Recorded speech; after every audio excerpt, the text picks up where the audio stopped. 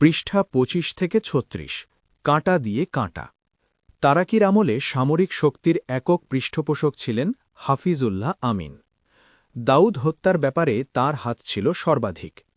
Afghani communist দলসমূহের একটির নাম খালক, অপরটির নাম পারচাম।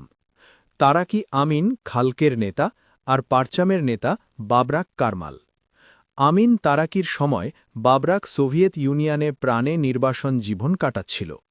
অতঃপর সে মস্কো চলে যায়। ৭৯-তে হাভানায় অনুষ্ঠিত জোট নিরপেক্ষ আন্দোলনের শীর্ষ বৈঠকে যোগ দিতে তারাকি মস্কো হয়ে হাভানায় যায়। তখন ব্রেজনেভ তারাকিকে বলেন কারমালকে দেশে নিয়ে যেতে, কিন্তু তারাকি আপত্তি জানিয়ে বলে যে আমিন তাকে গ্রহণ করবে না। ব্যাস, আর যায় কই? এবার আমিনের পালা। কারণ কমিউনিজমে মানুষের মূল্য নেই, বিশ্বাসের মূল্য নেই, মূল্য নেই ত্যাগের। কাজ উদ্ধার হয়ে গেলে কমিউনিস্টরা এস্তেঞ্জায় ব্যবহৃত ঢিলার মতো ছুঁড়ে ফেলে দেয় বহুদিনের বিশ্বস্ত মানুষটাকে। দাউদ আমিন তারাকি কারমালদের পরিণতি এর প্রকৃষ্ট প্রমাণ। তারাকি হাভানা থেকে দেশে ফিরলে বিমানবন্দরে তার প্রধানমন্ত্রী হাফিজুল্লাহ আমিন তাকে অভ্যর্থনা জানাতে যান। ভাগ্য ভালো, এয়ারপোর্টেই আমিনকে গুলি করে কুকুরের মতো মারেনি সোভিয়েটের আজ্ঞাবহ কমিউনিস্টরা। কাবুলে গিয়ে তারাকি ও রাশিয়ান অ্যাম্বাসেডর লোক প্রেরণ করে আমিনকে জাহান্নামে পাঠিয়ে দিতে। কিন্তু ঘাতকরা গুলি করলেও ভাগ্যিস আমিন বেঁচে যায় এবং ৭৯-র ১৫ সেপ্টেম্বর মৃত্যুর হাত থেকে বেঁচে যাওয়া আমিনই তারাকিকে বন্দী করে নাস্তিকদের শেষ ঠিকানায় পাঠিয়ে দেয়, যেখানে মুসলমান নামধারী জাতীয় গাদ্দার খোদাদ্রোহী নাস্তিক কমিউনিস্টদের জন্যে অপেক্ষা করছে বিচিত্র ধরনের সব আজাব। রাখে আল্লাহ মারে কে? আফগান মুসলমানরা কমিউনিস্টদের নৃশংস হামলায় নিহত ব্যক্তিদের সঠিক সংখ্যা জানতে চাইলে আমিন সরকার একটি শ্বেতপত্র প্রকাশ করে। এতে মাত্র ১২,০০০ মানুষের নাম প্রকাশিত হয় এবং তারাকি শাসনের সমালোচনাও করা হয়। নিহতদের তালিকার ৩৬ নম্বর নামটি ছিল আব্দুর রাব্বির রাসুল সাইয়াফের। কমিউনিস্ট সরকারের ধারণা অনুযায়ী সাইয়াফ ছিলেন মৃত। পোল চারখি জেলে মৃত্যুদণ্ডপ্রাপ্ত ইসলামী আন্দোলনের কর্মীদের মাঝে সাইয়াফের নামও ছিল। আল্লাহর কুদরতে আফগান জিহাদের মহান নেতা মৌলানা সাইয়াফ তখন অলৌকিকভাবে রক্ষা পান, কারণ তিনি ছিলেন অন্য ছেলে। নেতা হিসেবে তাকে আলাদাভাবে রাখা হতো। সুতরাং সাইয়াফ বাস্তব জগতে বেঁচে থাকলেও সরকারের খাতায় তিনি মৃত। রাখে আল্লাহ মারে কে? লাল পতাকার খোয়াব। হাফিজুল্লাহ আমিনের শাসনের ৩ মাস পর্যন্ত বিদ্রোহী জনতার অবিরত সংগ্রাম চলতেই থাকল। এতদিনে রাশিয়া ভালোভাবেই বুঝেছে যে মুসলমান ঘরে জন্মানো নকল কমিউনিস্টদের মাধ্যমে তাদের সুখের যা বাস্তবিত হবে না। তাই সাউদ বাবরাকি আমিনগাকে নিয়ে ছোটাছুটির অন্ত পরিষ্কার করিয়ে এবার তারা রাশিয়ার বিশ্ববিখ্যাত সর্বাধুনিক সমরাস্ত্রে সম্মোজিত সৈন্যবাহিনী দিয়ে আফগানিস্তানের তুলোধুনা করে দেবে। ইসলামী বিশ্বাস, মদিনার মহব্বত, কোরআনের অজামাত, আল্লাহর রহমত বুকে নিয়ে যে সরল সোজা অন্নতত্ত্বওয়ালা প্রতিটি সুখে শান্তিতে নিজেদের স্বাধীন দেশমাতৃকায় বসবাস করছে, সে জাতির বুকে লাথি মেরে এদের ঈমান আকিদা ইতিহাস ঐতিহ্যকে মাটি চাপা দিয়ে উড়াতে হবে হাতুড়ি কাতে মার্কা লাল পতাকা। যেভাবে ১৯১৭ সালের অক্টোবর বিপ্লবে তারা কেড়ে নিয়েছিল মধ্য এশিয়ার বিরাট বিশাল মুসলিম সাম্রাজ্যগুলো, Kazakhstan, Turkmenistan, Tajikistan, Azerbaijan, Uzbekistan এবং কিরগিজ রাজ্যের ঐতিহাসিক তাশখন্দ, বোখারা, সমরকন্দ, শাস, ফারগানা, মুরসেলান সহ শত শত ইলম ও হিকমতের কেন্দ্রে চালিয়েছিল পশুবাদের দুর্দান্ত তাণ্ডব। ঠিক তেমনি কাবু, হিরাত, কান্দাহার, কুন্দুজ, মাজারে শরীফ এবং জালালাবাদও তারা নিয়ে যাবে। এরপর পাকিস্তানের পেশোয়ার, ইসলামাবাদ, লাহোর, করাচি হয়ে সোজা ওমান সাগরে, বিশ্বের বৃহত্তম তেল ক্ষেত্রগুলো, মুসলিম বিশ্বের নারী হরমুজ প্রণালীর বিলকুল কাছে। এরপর পশ্চিমে ইরান ইরাক উপসাগর হয়ে মুসলিম জাতির হৃৎপিণ্ড মক্কা মদিনা, আর পূর্বে পুরানো তাবেদার ভারত বার্মা চক্রের কাঁধে বন্দুক রেখে বাংলাদেশ। কি চমৎকার পরিকল্পনা! রোদের মতো স্পষ্ট বিজয়। কিন্তু আফগানিস্তানে যে বিশ্বের বৃহত্তম পরাশক্তি সোভিয়েট রাশিয়াকে এত মূল্য ঢুকাতে হবে, তা যদি তারা জানত, হায়! শক্তির অহমিকায় অন্ধ মানুষগুলো যদি একটু ভাবত যে আল্লাহ একজন আছেন, জয় পরাজয়ের ফায়সালা জমিনে নয় বরং আসমানেই হয়। দরিদ্র একটি দেশের অশিক্ষিত জনগণ, মোল্লা মণ্ডলবি, ইমাম মুয়াজ্জিন, কৃষক শ্রমিক, পেশাজীবী মেহনতি জনগণ আর গুটি কতেক উচ্চশিক্ষিত মানুষের ভাগড়ি বন্দুক, কাটা রাইফেল, পাহাড়ের গুহার কামারখানায় তৈরি পিছল ছুরি চাকু আর গেরস্থের গুরুমারা লাঠির মোকাবিলায় বিশ্বের সর্বসাম্প্রতিক মডেলের অস্ত্রশস্ত্রে সজ্জিত সুশিক্ষিত রুশ বাহিনী দীর্ঘ প্রায় 10টি বছর মার খেতে খেতে পঙ্গু হয়ে বাড়ি ফিরে গেল সীমাহীন সম্পদ, অস্ত্রশস্ত্র, বিমান, হেলিকপ্টার, ট্যাঙ্ক, সাজোয়া গাড়ি রসনস্থার এবং অগণিত সৈন্যের বাঁ হারিয়ে। রাশিয়ায় নেভা মিখাইল গর্বাভেচ বলতে বাধ্য হলেন, আমরা আফগানিস্তানে হামলা করে ভুল করেছি। এর পরও কি বিশ্ববাসীর সামনে স্পষ্ট হয়ে ওঠেনি যে শক্তির দন্ত চূর্ণ হতে বেশি সময়ের প্রয়োজন হয় না? আল্লাহ আকবরের চেয়ে বড় সুপ্রিম পাওয়ার আর কিছু হতে পারে না। এ চিরন্তন সত্যাই আজ বিশ্বমানবকে স্মরণ করিয়ে দিচ্ছে রোম ও পারস্যের বিরুদ্ধে ইসলামের বিজয়গাথা, আরবের খেজুরতলার লোকদের অপ্রতিরোধ্য বিজয়াভিযান। ব্যবহৃত টয়লেট পেপার। আফগানিস্তান দখলের প্রস্তুতি নিয়ে সোভিয়েট বাহিনী সীমান্তে জড়ো হচ্ছে। আমিন এ খবর পেয়ে রুশ সৈন্যদের প্রবেশের সপ্তাহকাল পূর্বেই প্রতিবেশী পাকিস্তানের প্রেসিডেন্টের সাথে দেখা করার উদ্দেশ্যে যোগাযোগ করল। সে দেখতে পেল যে তারও সময় ঘনিয়ে এসেছে। সেও ব্যবহৃত টয়লেট পেপারের মতো নিক্ষিপ্ত হবে পায়খানার কমোডে। যাদের দড়ির টানে নেচেছে আমিন, ওরাই আজ তাকে না জানিয়ে আফগানিস্তানে সৈন্য পরিচালনা করছে। কিন্তু ভাগ্য তার খারাপ, পাকিস্তানের সাথে যোগাযোগের আগেই সোভিয়েট সৈন্যরা মাত্র আধা দিনের ভেতর গোটা আফগানিস্তান দখল করে নেয়। সোভিয়েট কমিউনিস্ট পার্টির নেতৃবৃন্দ নতুন লোককে ক্ষমতায় বসালেন। নাম তার বাবরাক কারমাল। রুশ সৈন্যদের দেশ দখলের 2 দিন পর একটি হেলিকপ্টার গানশিপে করে সোভিয়েট নেতৃবৃন্দের পালাগুন্ডা কারমাল মস্কো হতে কাবুলে এল।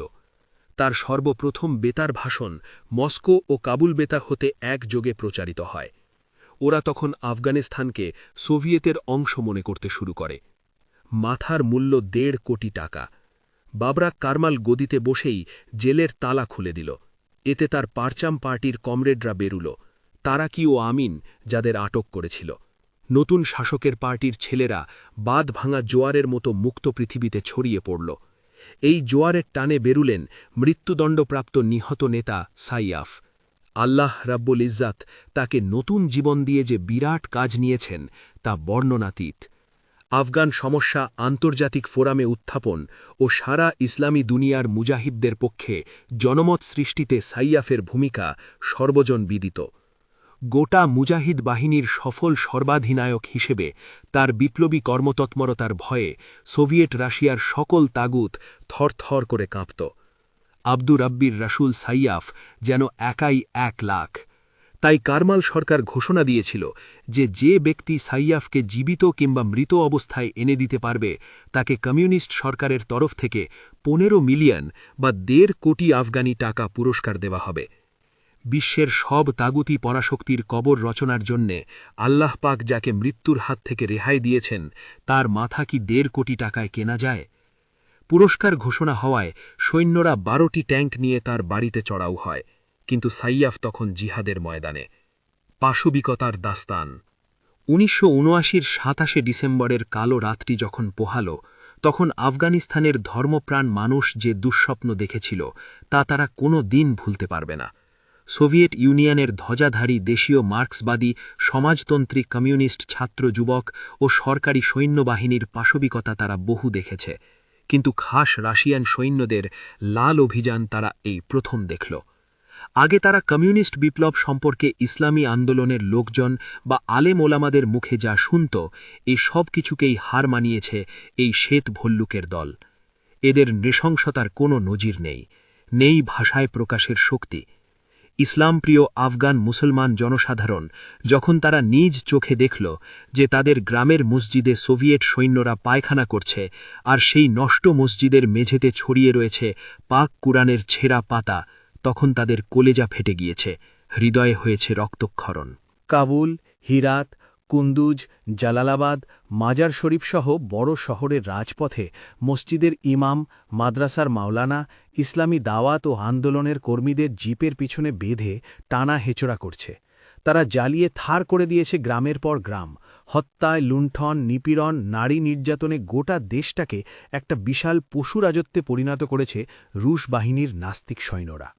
অবশ্য আগে তারা বড় বড় জ্ঞানীদের মুখে শুনত যে নাস্তিকেরা নাকি সবসময়ই যে কোনো আস্তিকের চেয়ে ভালো। আফগানিস্তানের বেঁচে থাকা মানুষ এসব বাস্তব অবস্থা দেখে ঘরে বসে থাকেনি, যথাসম্ভব প্রতিরোধ গড়ে তুলে হাসি মুখে প্রাণ দিয়েছে কাফেরের হাতে।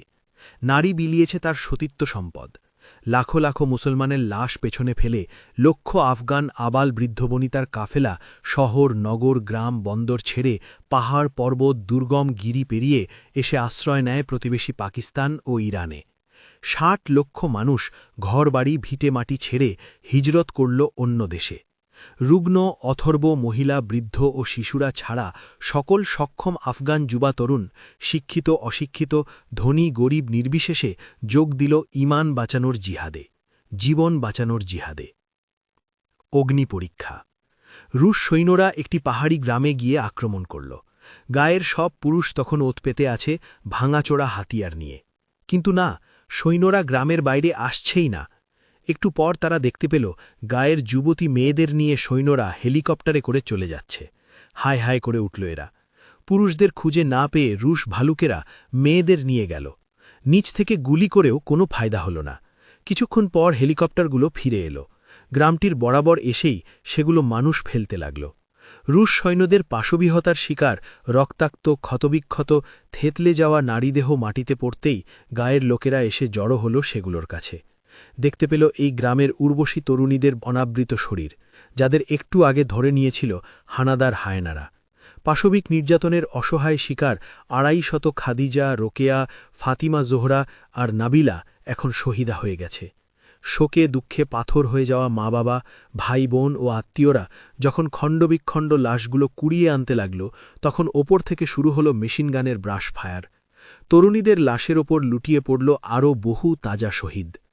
রুশ বাহিনীর হাতে আফগান যুদ্ধে প্রায় ২০ লক্ষ মুসলমান প্রাণ হারিয়েছে। এ পৈশাচিক হত্যা ও নারকীয় নির্যাতনের কাহিনীটি আমি নিজ কানে শুনেছি। আফগান জিহাদের রসদ বিষয়ক কর্মকর্তা ফিলিস্তিনি নাগরিক জনাব তামিম আল আদনানি চট্টগ্রামের এক জনসমাবেশে এ কাহিনীটি বর্ণনা করেন। অনুবাদক হিসেবে আমি তার সাথে এই প্রোগ্রামে যোগ দেই। আফগানিস্তানের গ্রামগুলোতে রাশিয়ার সৈন্যরা রাসায়নিক বোমা হামলা চালায়, যাতে প্রাকৃতিক পরিবেশ, গাছপালা ও পানি দূষিত হয়ে পড়ে। দূষিত পানি খেয়ে বহু স্কুল ছাত্র প্রাণ দেয়। মৃত্যুর তুহিন শীতল কোলে ঢলে পড়ে মক্তবের মাসুম শিশুরা। ফুলের মতো সুন্দর আর চাঁদের মতো ফুটফুটে আফগান শিশুরা তাদের বাড়ির উঠোনে, স্কুলের মাঠে, মসজিদের আঙিনায় দেখতে পেত ছোট্ট ছোট্ট অনেক খেলনা। লাল, নীল, সবুজ, খয়েরি, হলুদ আর গোলাপি রঙের ফড়িং, ঘোড়া, হাঁস, ময়ূর ইত্যাদি। কিন্তু আসলে এগুলো খেলনা নয়, বোমা। হাতে নিয়ে একটু নাড়াচাড়া করলেই বিস্ফোরিত হয়ে আশেপাশের অন্তত ৫০ গজ জায়গার সব কিছু ঝলসে যায়। রাতের বেলায় কমিউনিস্ট সেনা ও সোভিয়েত বাহিনীর সদস্যরা এগুলো ছড়িয়ে রেখে যায়। এসব কারণেই আজ আফগানিস্তানের প্রতি ৭টি শিশুর মাঝে একটা শিশু পঙ্গু বা আহত। চিরমুক্ত আফগান। হজরত আসিম বিন আমার আল তামিমি কর্তৃক বিজিত ৯৯ জন মুসলিম অধ্যুষিত এই দেশটি হজরত ওমর রাদিয়াল্লাহু তাআলা আনহু এর যুগে কালেমা লা ইলাহা ইল্লাল্লাহুর মালা গলায় পড়ে ইসলামী শরিয়াতকে তার অলঙ্কার হিসেবে বরণ করে দীর্ঘ প্রায় ১৫০০ বছর যাবৎ বুক ফুলিয়ে টিকে আছে। এ দেশের স্বাধীনতা এক দিনের জন্যেও কোনো দুশমন ছিনিয়ে নিতে পারেনি। ১৯৭৩ সালে দেশি কমিউনিস্ট জেনারেল দাউদের শাসনই প্রথম খোদাদ্রোহী শাসন। এদেশে মানুষের যোগ্যতা ও মর্যাদার মাপকাঠি ছিল আল্লাহর কাছে বেশি সম্মানিত সেই যে বেশি খোদাভীরু, পরহেজগার। দেশের ত্যাগী উলামাদের প্রতি অসাধারণ ভক্তি বিশ্বাস আফগান জাতির। এদের কথাই পয়লা পথা, এদের কথাই শেষ। দীর্ঘ প্রায় ১৪ বছরের জিহাদেও উলামাদের কমান্ডেই লড়াই করছে আফগান মুসলিম বীরেরা। অতীতেও কোনো সময় আফগানিস্তানের নেকবস্ত জনসাধারণ কোনো গাদ্দার শাসককে ক্ষমা করেনি। আল্লাহ নবীর হুকুমের খেলাফ কোনো কাজ করলে দেশের বাদশাহকেও তারা দুনিয়া থেকে বিদায় করে দিয়েছে নির্দ্বিধায়। ১৯১৯ সালে তাদের বাদশাহ হাবিবুল্লাহ বিন আব্দুর রহমান ইংরেজ জানোয়ারদের সাথে আঁতাত করেছিল। গণ আন্দোলনের উত্তাল তরঙ্গে ভেসে গেছে তার লাশ। ১৯২৪ সালে আফগানিস্তানের বাদশাহ আমানুল্লাহ ইউরোপ আমেরিকার সভ্যতা ও পশ্চিমা দুনিয়ার নগ্নতা বেহায়াপনা আমদানি করার চেষ্টা করেছিল। বাদশাহের স্ত্রী কন্যারা বেশরমের মতো চলাফেরা করত। আফগান তাওহিদি জনতার সাহসী প্রতিরোধে আমানুল্লাহ আগের রাজার পথেই বিদায় হল। ১৯২৮ সালে তার তখ্ত উল্টে দেয় দেশের সাধারণ কৃষক, শ্রমিক, পেশাজীবী ও মোল্লা মুসল্লিরা। ১৯৫৭ সালে উপমহাদেশের স্বাধীনতা সূর্য ডুবে যায়। পলাশির আমবাগানে মুসলমানরা ইংরেজদের হাতে পরাজিত হয়ে ২০০ বছরের জন্যে গোলামির জিঞ্জির গলায় পড়তে বাধ্য হয়। অতঃপর দীর্ঘ সংগ্রাম, সীমাহীন ত্যাগ ও কুরবানির বিনিময়ে পাক ভারত বাংলা ১৯৪৭ সালে আজাদী লাভ করে। কিন্তু আফগানিস্তানে ইংরেজদের পতাকা উঠতে দেয়নি সে দেশের আল্লাহওয়ালা বাহাদুররা। ১৯৪২ সালে একবার ইংরেজরা জবরদস্ত হামলা করে বসল, কিন্তু ব্রিটিশের ১২,০০০ সৈন্যই আফগানরা হজম করে ফেলল। মাত্র একজন সৈন্যই প্রাণ হাতে নিয়ে পালিয়ে রক্ষা পায়। সেই ভাগ্যবান খ্রিস্টিয়ান সেনাটির নাম ড প্রিডন। যে ইংরেজের রাজ্যে সূর্য ডুবত না, সে ইংরেজের চেরাগই আফগানিস্তানে জ্বলেনি। নীল চোখওয়ালা সাহেবরা যে জমিনে টিকতে পারেনি, সেখানে সাদা ভালুকেরা টিকবে কেমনে? কমিউনিস্টরা বড্ড ভুল জায়গায় পা দিয়েছিল। সোভিয়েত নেতারা অঙ্কে ভুল করে ফেলেছিল, বিরাট ভুল।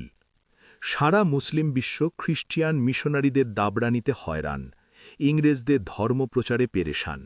কিন্তু আফগানিস্তানের মাটিতে একটা গির্জা তো দূরের কথা, একজন মিশনারি খ্রিস্টিয়ানও নেই। শহর বন্দর গ্রামে গিয়ে কেউ হজরত ঈসা আলাইহিসসালামকে আল্লাহর পুত্র বললে আফগান মুসলমানেরা তাকে কিলিয়ে ভূত বানিয়ে তবে ছাড়বে। সুতরাং কোনো খ্রিস্টিয়ান দেশই সে দেশে লোক পাঠাতে খুব একটা ভরসা পায় না। এনজিও ভিত্তিক তৎপরতা ও মানুষকে নানা উপায়ে দিন থেকে দূরে সরিয়ে দেওয়ার লক্ষ্যে কাজ করে যাওয়ার মতো প্রতিষ্ঠানও সে দেশে অচল। অতুলনীয় হাতিয়ার। আল্লাহর শক্তিতে শক্তিমান, মুহাম্মদ সাল্লাল্লাহু আলাইহি ওয়াসাল্লামের বলে বলিয়ান, কোরআনের আলোকে আলোকিত, হাদিসের অলঙ্কারে অলঙ্কৃত, সাহাবা ও সালাফে সালেহিনের রঙে রঞ্জিত, শহীদান ও মুজাহিদদের খুন রাঙা আদর্শে উজ্জীবিত আফগানি মুসলমানরা দরিদ্র, অশিক্ষিত আর অর্থ বাণিজ্য, সায়েন্স ও টেকনোলজির দিক দিয়ে কমজোর হওয়া সত্ত্বেও সমস্ত পৃথিবীকে আজ চ্যালেঞ্জ করছে। দুনিয়ার সকল পরাশক্তিকে দেখাচ্ছে বুড়ো আঙুল, কারণ তাদের হাতে রয়েছে একটা পরম শক্তিশালী হাতিয়ার। ওয়ালা তাহিনু ওয়ালা তাহজানু ওয়া আনতুমুল আলাউনা ইন কুনতুম মুমিনিন, ঈমানের অস্ত্র। চ্যালেঞ্জ করলাম, আফগানিস্তানের যে ভূখণ্ডটি পাক, চীন, রাশিয়া সীমান্তের মিলন কেন্দ্র, ভৌগোলিক, রাজনৈতিক ও সামরিক অবস্থানের দিক দিয়ে এ স্থানটি অপরিসীম গুরুত্বপূর্ণ, সেই আনজামান ভূখণ্ডটি ইসলামী সালতানাতের অংশ হলেও রাশিয়া সেটা জোর করে দখল করে অ্যাটম বোমা বসিয়েছে। সেই ছোট্ট অথচ মূল্যবান জমিনটিতে ১৫০ মুজাহিদ তাদের নেতা নাজমুদ্দিনের নেতৃত্বে এমন উৎপাত শুরু করল যে সোভিয়েট সৈন্যরা এবার বেরোবার সাহসী পায় না। নাজমুদ্দিনের নাগালের ভেতরে কোনো শায়কও নিরাপদে চলতে পারে না। শেষ পর্যন্ত ছোট্ট মুজাহিদ বাহিনীটির জ্বালায় অতিষ্ঠ হয়ে রাশিয়ান সেনারা হামলাই করে বসল। নাজমুদ্দিন ও তার ১৫০ সাথী কমিউনিস্ট সেনাদের পরাজিত করে ৫ জন রুশ সামরিক অফিসারকে বন্দী করলেন। সোভিয়েত সরকার নাজমুদ্দিনের কাছে পত্র লিখল, যা চাও পাবে, আমাদের ৫ জন অফিসারকে ছেড়ে নাও। নাজমুদ্দিন এক কথায় উত্তর লিখলেন, আমরা ব্যবসায়ী নই। অতঃপর সোভিয়েতরা দ্বিতীয় পত্র লিখল, যদি ওদের মুক্তি না দাও তাহলে গোটা এলাকা জ্বালিয়ে দিয়ে বুড়ো, জওয়ান ও শিশুসহ সব খতম করে দেওয়া হবে। আল্লাহর সৈনিক উত্তর দিলেন, এই কমিউনিস্ট কুকুররা, তোরা তো কোনো অঙ্গীকার বা সন্ধির তোয়াক্কা করিসনি।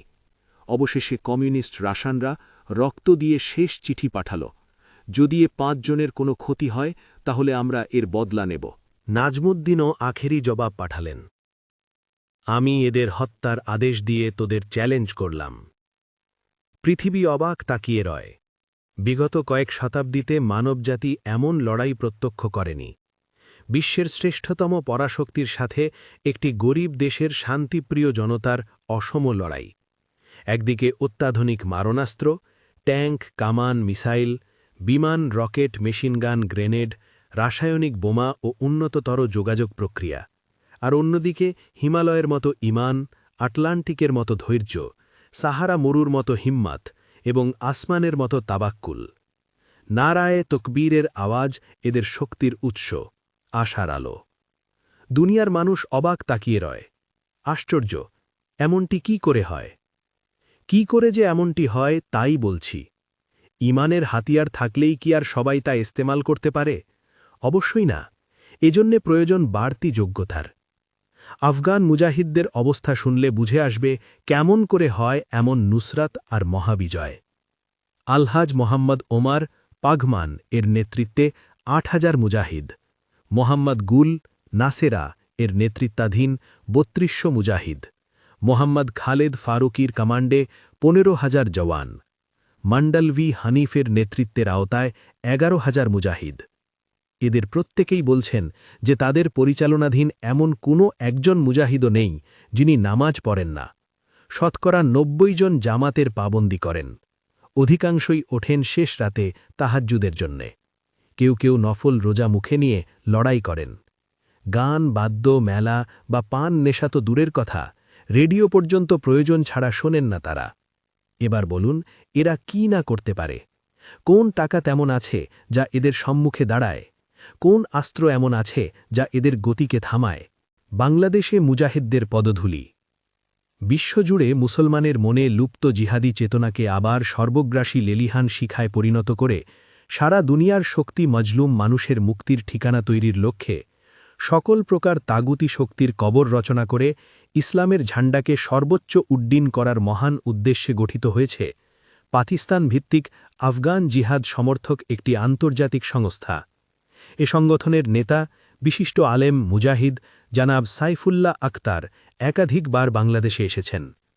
৮৮-র শুরুর দিকে তিনি যখন এদেশে আসেন তখন তার সঙ্গে ছিলেন দুজন আরব বুদ্ধিজীবী, একজন মিশরীয় নাগরিক, ইখওয়ান নেতা শহীদ বান্নার বন্ধু ও সহকর্মী, কাতার বিশ্ববিদ্যালয়ের সাবেক ভাইস চ্যান্সেলর, বর্তমানে কাতার সরকারের শরীয়ত বিষয়ক উপদেষ্টা শায়েখ আব্দুল মুইজ আব্দুস সাত্তার মিশরীয়। তিনি আফগান মুজাহিদদের জন্যে আরব বিশ্বে তহবিল তৈরিতে আত্মনিয়োগ করেছেন। প্রায় ৮০ বছরের এ বৃদ্ধের মনে জিহাদের প্রেরণা ও জজবা দেখে আমাদের হৃদয়ের সাগরে ওঠে অক্ষমতা ও অবহেলাজনিত অনুশোচনার উত্তাল তরঙ্গ। আফসোসের পানিতে ভুলে ওঠে দুচোখ। অপরজন ফিলিস্তিনের একজন প্রাক্তন ঊর্ধ্বতন সরকারি কর্মকর্তা। আফগান জিহাদ চলাকালে দেশ, সমাজ, আত্মীয় পরিজন, চাকরি বাকরি ছেড়ে তিনি পেশোয়ারে বসবাস করেন। আফগান মুজাহিদদের খিদমাত ও তাদের সার্বিক সেবা সরবরাহ প্রতিষ্ঠানের তিনি পরিচালক। নাম তার শায়েখ তামিম আল আদনানি।